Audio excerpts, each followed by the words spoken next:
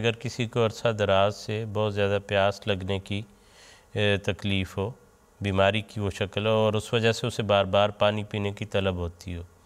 तो क्या ऐसे शख्स को रोज़ा रखना चाहिए या वो मरीज़ के ज़ुमरे में आएगा? बात यह है कि अगर उसके डॉक्टर उसे कहते हैं कि ये मरज़ है, वरना तो रोज़े में देखें ना, पाकिस्तान के रोज़े, जून जुलाई के रोज़े तो बहुत मुश्किल रोज़े हैं और उसमें इंसान को बहुत प्यास लगती है बाज़ औक़ात, और यही मुजाहिदा है। लेकिन अगर उसको ऐसी बीमारी है कि वो रोज़ा मसलन रोज़ा रखेगा, पानी नहीं पिएगा तो उसके किडनी फेल हो सकते हैं, कोई और उसे तकलीफ़ हो सकती है, तो उसका जीपी, उसका डॉक्टर जो है वो उसे इस बारे में बताएगा कि वो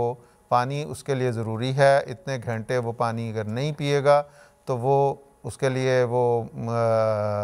क्या उसे कहते हैं, तकलीफ़ का बायस हो जाएगा या उसके लिए